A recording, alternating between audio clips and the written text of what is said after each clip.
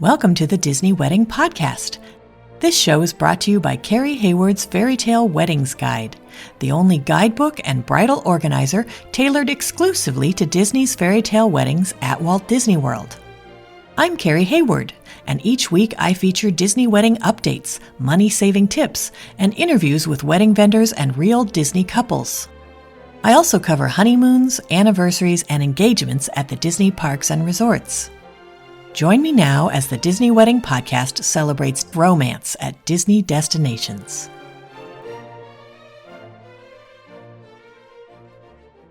Today on the Disney Wedding Podcast, I am speaking with Disney bride Mollie Swendrowski about her ceremony at EPCOT's Italy Plaza with a reception at Ariel's at the Beach Club and a dessert party at the Upper Terrace in France at EPCOT. I thought you guys would be interested to hear how she chose all these locations and how she planned everything and how it all turned out. So welcome, Mollie. Hi, Carrie. Thank you for having me. Thanks so much for being on the show today. I always like to start at the very beginning and find out how you and your fiancé decided that you wanted to have a Disney wedding.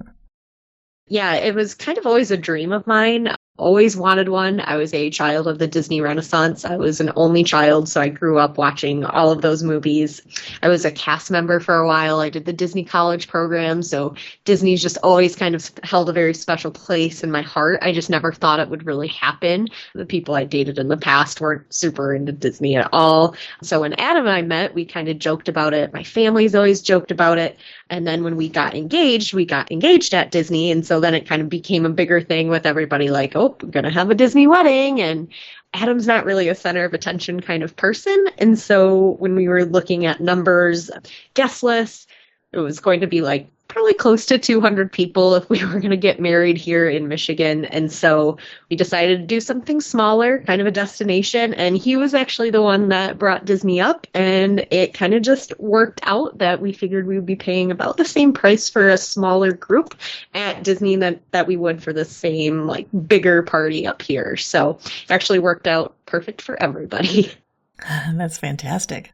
So how did your friends and family react when they found out where the wedding was going to be? They were not surprised. It was more of a, okay, it's actually happening, not like, oh, it might happen. They were not surprised at all. So how many guests did you invite and how many were able to make the trip?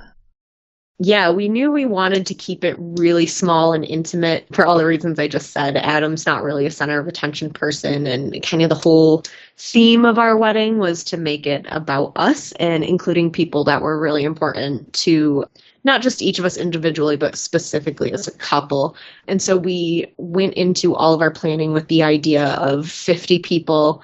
And then as we got planning and started looking at the guest list, that dropped to closer to 40, and then about 43 people, including Adam and I and our flower girl and ring bearer, were able to come. So we did pretty much kind of pick the guest list knowing who would actually be coming. So it worked out really, really well. That's wonderful. Did you set up a room block for your guests? We did not do a room block. We looked into it and we just figured the benefits weren't going to really make themselves available to us. With the room block, a lot of our guests were going to be using timeshares or they were going to be sharing like Airbnbs off property. But we did suggest the Skyliner resorts, so Pop Century, Caribbean Beach, Beach Club, Yacht Club, Boardwalk, Swan and Dolphin, if they had like Marriott points or something, but just kind of that whole area because that's where a lot of the wedding activities were centered. But yeah, the room block just wasn't for us. Got it. Okay. Now, how did you choose the day of the week and time of day for your event? Budget mainly, and also what would be convenient for our guests. So we knew we were kind of looking at those midweek ranges. We originally wanted 3/23/23, but that was a Thursday, so it was more expensive. So then we looked at 3/21, but that was blocked off for dessert party events at the time because of Flower and Garden Festival or something along those lines. So we settled on March 14th because it's Pi Day, which we just thought was fun and it would be easy to remember. And then it also fell on a Tuesday. So a lot of our wedding activities started on Sunday. So we figured guests could come down either Saturday or Sunday or start Friday, and then they could leave as early as Wednesday and kind of minimize their time off that they would need to take. That's wonderful. How did you guys choose the ceremony and reception venues? We always knew that if we were going to do the Disney wedding, like once we started looking into it, once we started planning, we're like, all right, if we're doing it, we're doing it. We're going big, and it's going to be in a theme park. We're not going to have people travel for a wedding that we could have had here, if that makes sense. So we knew we wanted that part of it to be incredibly special. So EPCOT is my favorite park. We looked at Animal Kingdom, which we did incorporate with our welcome party and everything, but Adam is Italian, and so when we decided EPCOT, there was really no other choice but the Italy Pavilion. But we also, with the size of our group, knew that we didn't want to do it just in kind of the main plaza area where the stairs are, like that middle platform kind of thing, just because it wasn't going to feel intimate because we had such a small group, and we didn't want to do it on the water because at the time we were still thinking potentially dessert party in that area. And so we actually asked if we could do it. We had seen pictures of being basically directly in front of the perfume shop on the inside of the pavilion next to the tower. It kind of had that churchy look with the archways, and it just made it a lot more intimate for our guests. And we chose Ariel's for the reception just because it was nearby. We didn't want to go too far. We didn't want to have guests just be on buses for long extended periods of time. So we just chose that. It fit in the budget. It fit what we needed. We weren't planning to do dancing or have a DJ or anything. So that just worked out really nice that it was all right there. Guests could then park at either, we had our pickups for the same area. So it was just easy for everybody transportation wise as well. That's great. How did you choose the upper terrace in France for your dessert party? It just kind of came down to what was available, and we decided we didn't want to do two things in Italy. We wanted to switch it up. We had been to Paris together, so France was kind of special to us, and it's also pretty close to the International Gateway, so it was easy for guests to walk to. We didn't have to worry about any mobility issues for people trying to walk a little bit further, and again, just that convenience for our guests of getting there. And it's just a really, really special kind of cool location too. It's a really good view of the fireworks. So that was another reason we wanted to make sure that our guests had a really good experience. Definitely. Now, did you guys use any outside vendors for the parts of your event that you were able to? Yes, my hair was done by XOXO Artistry. Nikki and her team were absolutely fantastic. So cheery and so nice for such an early morning. Root Photography did our photos. Could not have gone any better. Could not love Nate and Jency anymore if I tried. I don't think everybody that talked to them and then talked to me afterwards just had nothing but great things to say about how personal they were and how comfortable they made them feel in front of the camera. So definitely recommend Root Photography. But everything else we really did on our own. My cousin and my best friend did my makeup as well as my bridesmaids and my mom's makeup. And then we did our own personal floral, so we did those ourselves. One of my bridesmaids and I went to Michael's, got some fake flowers, and I actually ordered paper flowers off of Etsy that were made out of Harry Potter book pages because we really like Harry Potter. So those were incorporated in there as kind of a nod to something that's special to us. And it's great because now they're just decor around my house, and I saved a ton of money on them. That's fantastic. How did you choose your officiant? So our officiant is actually my godfather.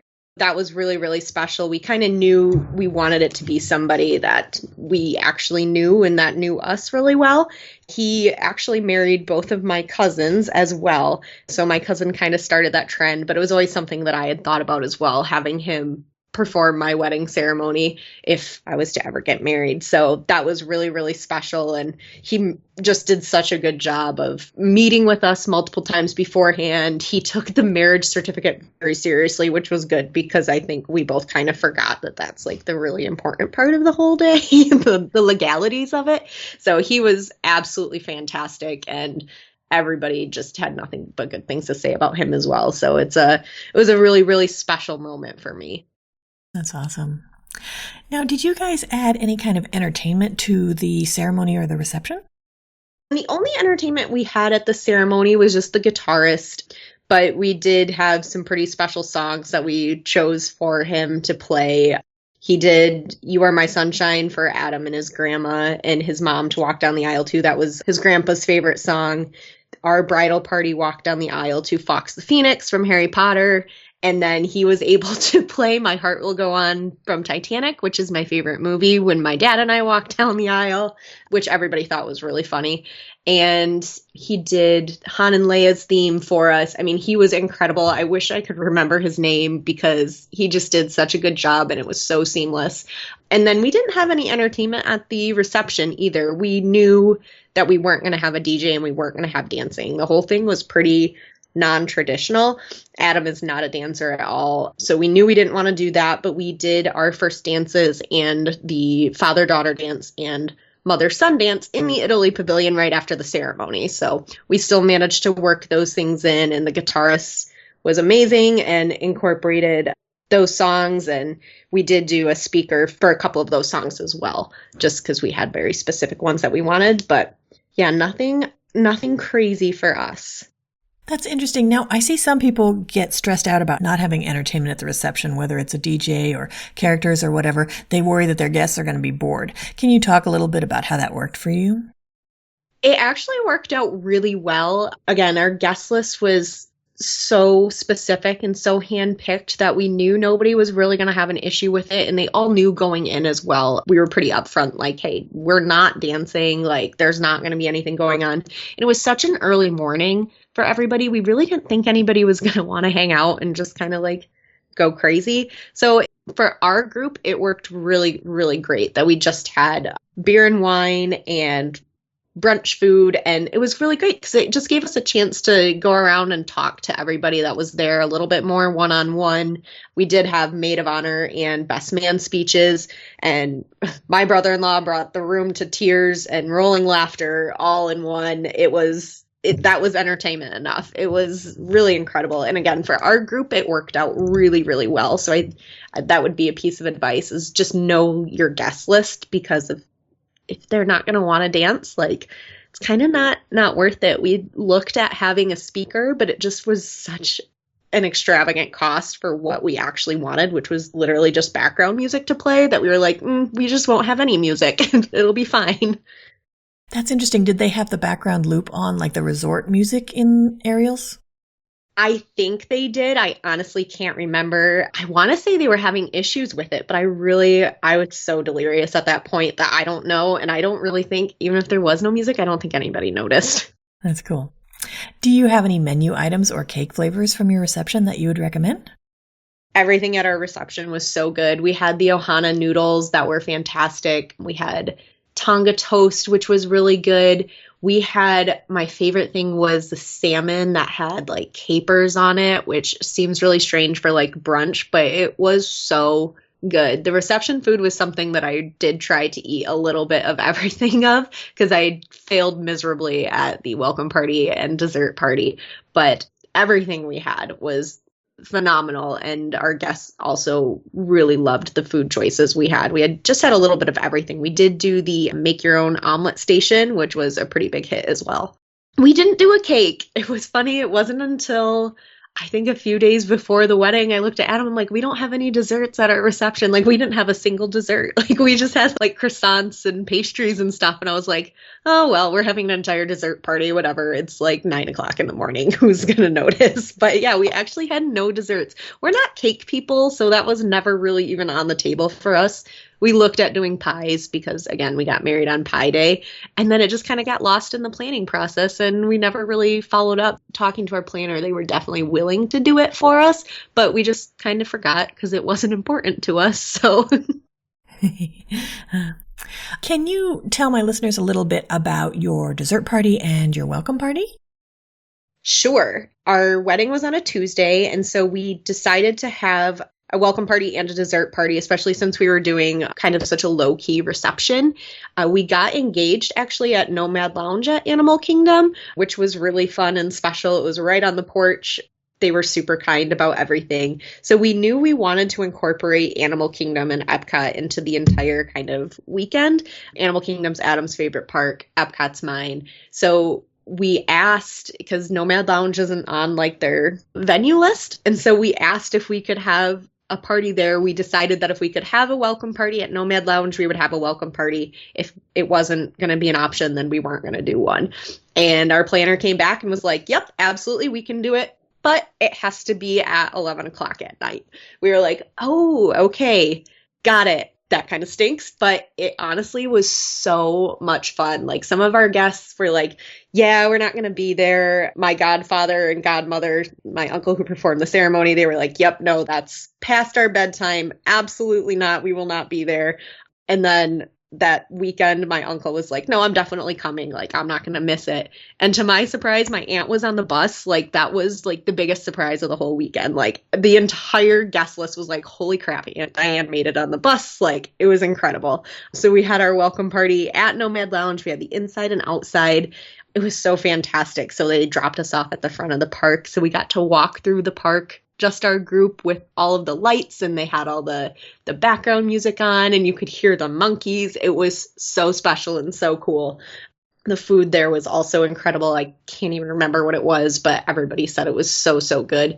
And I mean, we stayed there until like 2 o'clock in the morning, which was also really, really incredible. And before that, we did kind of an unofficial day at Animal Kingdom where anybody who wanted to could come and hang out with us just to kind of experience that park with us.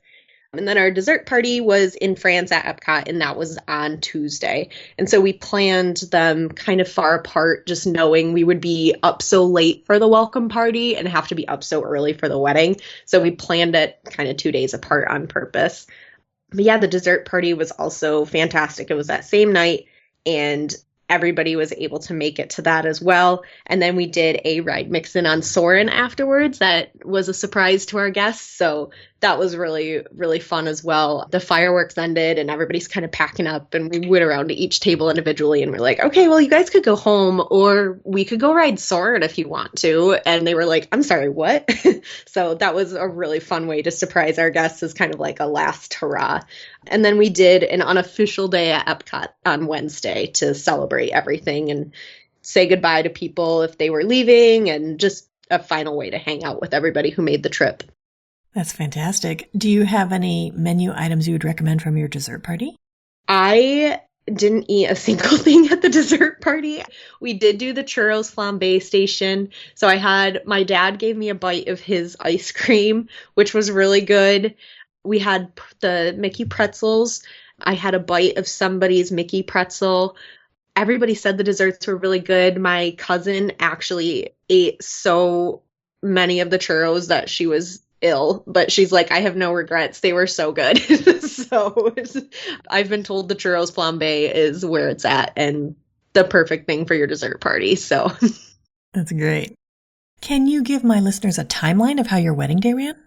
Oh my gosh, yes. As every bride who has these early morning weddings will say, it was a very early morning. I couldn't even tell you what time we went to bed, but I got a 1-bedroom villa at the beach club for myself, bridesmaids, and my friend who did some of our makeup. And 2 of the girls went to bed in the bedroom. They're like, nope, we need our beauty sleep. And the other 3 of us were like, yeah, we're not going to bed, and just cuddled on a pull-out sofa for the night. But the alarm went off at 2 a.m. and that's so I could get up and make coffee for myself. Hair showed up at 3. My mom also came then, so that all went on from like 3 to 4:30. The Roots showed up, I believe, at 5:30 because we were going to do our first look a little after 6. So we did our first look in the beach club. The DVC area of the beach club has like their own little lobby. So that's where we did our first look, which was really, really special. And in the strangest circumstance, when we went back later to go back to the room, the entire area was like all blocked off. Like they were tearing it all apart and redoing the entire area. So I think we're the last people to have pictures in that area as it once was, which was also really special and kind of funny because Nate Root was like, oh my gosh, did you see that whole room is like blocked off now? I was like, yeah, that's bananas. So we got on the bus.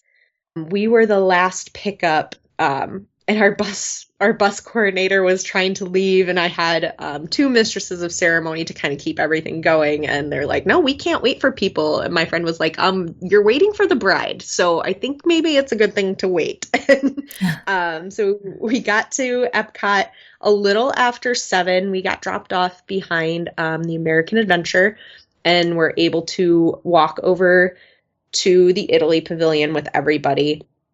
And we had another surprise for our guests, which was past mimosas waiting for everybody once we got to the pavilion, which was really fun. Adam said he got multiple passed to him, and I'm like, what the heck? I got one. I was the bride. That's not fair. And I'm the one who likes mimosas. So I'm a little confused at how that happened. But everybody sat down. The ceremony started right around 7:30 with the entire shebang of everybody coming down the aisle.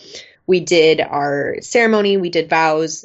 We had our first dances, again, pretty much immediately following. We did do like a little recessional back down the aisle kind of for the photos. And then we walked right back up the aisle to do our first dance. And then Adam and I had our first dance. My dad and I had our first dance. And then Adam and his mom did their dance. From there, it was really, really cold that morning, like kind of unseasonably cold, which we knew was kind of potential to happen. So we were trying to do bridal portraits. We also did all of our like family portraits, kind of like the stage photos before the ceremony once we got to the Italy Pavilion, just to kind of cut down on that time. And we had a lot of them that we wanted to do because we had such a small group. We wanted to make sure to include as many people as possible. And so we were waiting to do our bridal portraits, but it was so cold, and I finally got the wedding coordinators to let our guests go back to the bus so that way we could get a few more pictures in.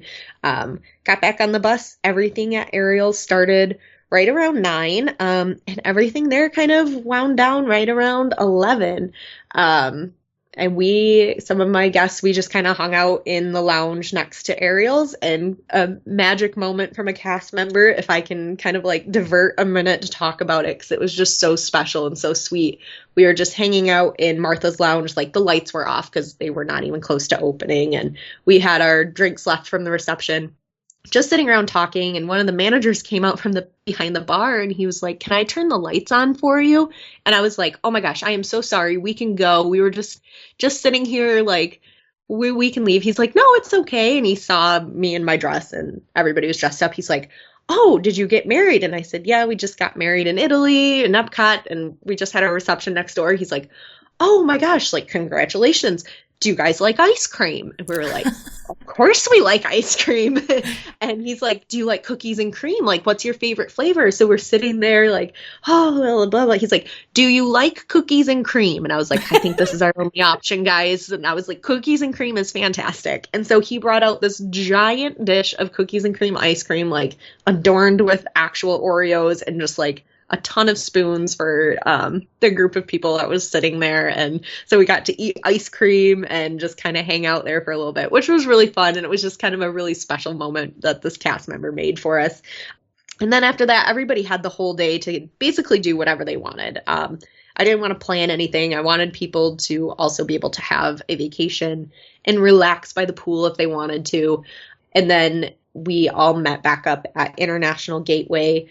I believe I told everybody to be there at like way earlier than what they needed to be, because some people just can never be on time, but they were not quite ready for us. So we did end up waiting a little bit before we were able to get in there, which that was like 8:30. Had the dessert party, fireworks at 9, and then we had our ride mix-in on Soarin', and then they escorted us back out of the park, and our day was over in a flash. And it's so sad to think about how fast it went, but it was such an incredible day.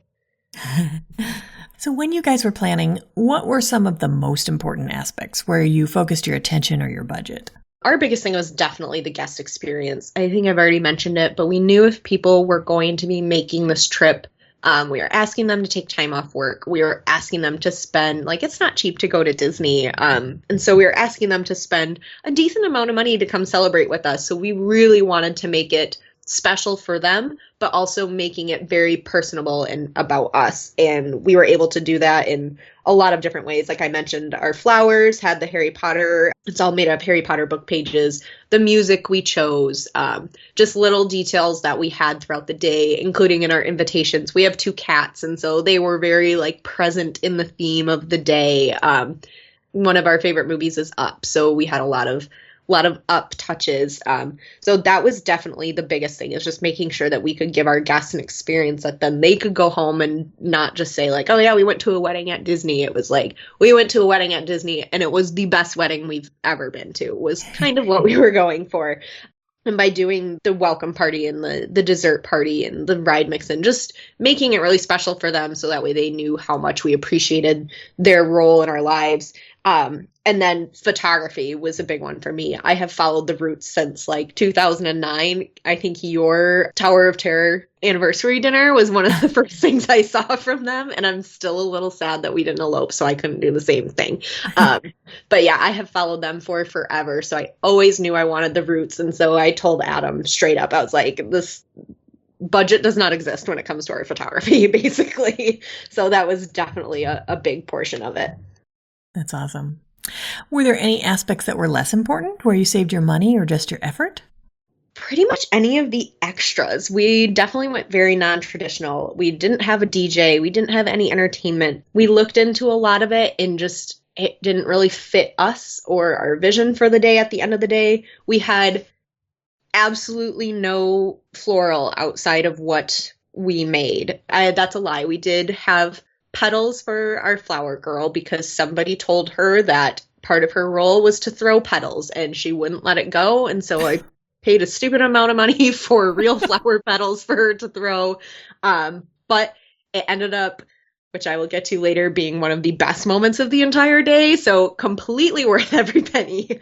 But yeah, any of those extras, we just didn't, as fun as it would have been, it didn't really fit the whole vision of what we were going for.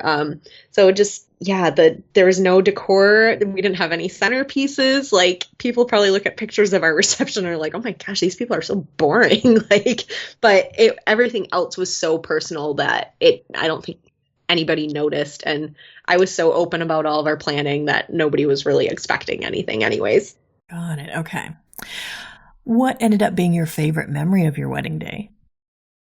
I think it's pretty cliche to say, but the entire ceremony was really, really incredible. And again, that just comes down to the thought and the planning that we put into it. Just, it was so personal. We did our own vows. One of our jokes is that I really want a Bernese Mountain Dog and Adam does not. And so I managed to work that into my vows, which had everybody cracking up. And then he had a big inside joke with the entire group, basically, that he managed to work in, which had everybody just laughing for about 5 minutes. And the Roots got some really incredible pictures of my reactions through the whole thing, where he turns to the crowd and says, no, I literally wrote pause for clapping here.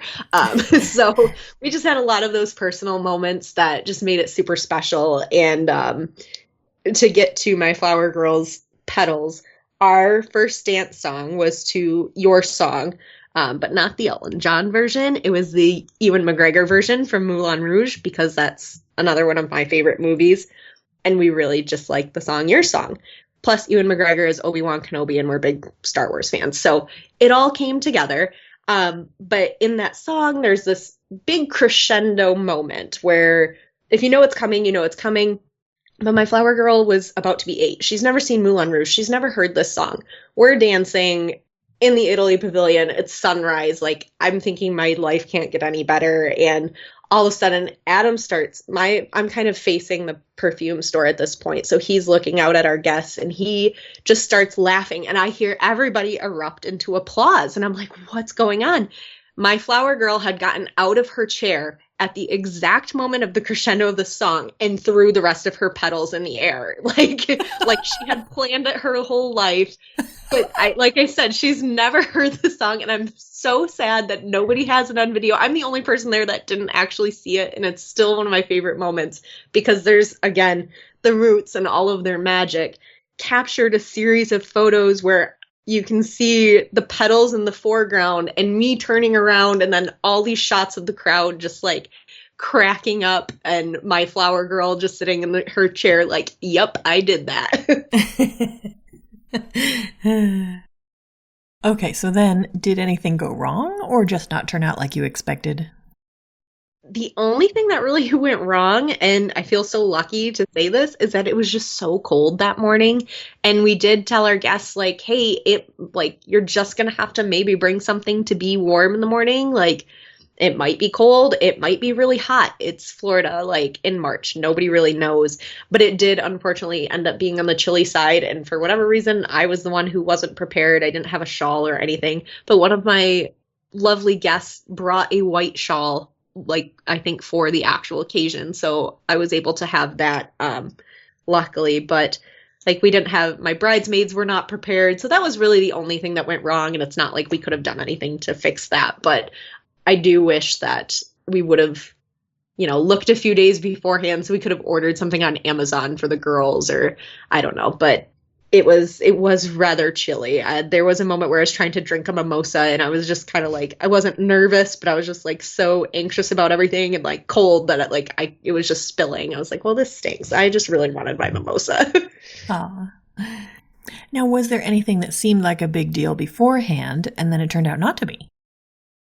We were honestly so chill about everything in the entire process, like that nothing really stressed me out. I was pretty not typical bride in that manner either. The only thing that really kind of got me worked up while we were actually there was going to the welcome party with the transportation and the busing, just because I'd heard stories about like the buses leaving people and, people not making it somewhere. And I tried to prepare everybody the best I could. But I remember walking to the bus pickup at Caribbean Beach with Adam thinking I was going to be physically ill. I was so nervous about like somebody not making it to the bus. But other than that, nothing was really like a super big deal. We really tried hard to keep the focus on us in the entire planning process. Just remembering like we were the important part of it as much as we were trying to make it a really great experience for our guests. At the end of the day, it was about him and I, and that's what the really important part was. That's great. Now, you mentioned the weather and maybe looking ahead. Was there anything else you would have done differently knowing what you know now? I really wish we would have had the budget to get a videographer, but it didn't work out. Like at the end of the day, it kind of is what it is. In hindsight, I really do wish we could have figured out a way to do that. But I don't have any regrets about what we spent our money on. Like I said, we just had a very strict budget and we really didn't want to go over that. So I wish we could have had a videographer, and I would have done, knowing, because I did bill on consumption for the bar, I would have gone full bar at our reception instead of just beer and wine. But because we did end up getting money back, which was really great. But part of the reason we didn't do that was just trying to keep the costs low. But we definitely could have done that at the end of the day. So those are my two, I won't even say regrets, but two things that I definitely would have done had I known then what I know now. Got it. Okay. Do you have any other tips or advice for future Disney couples?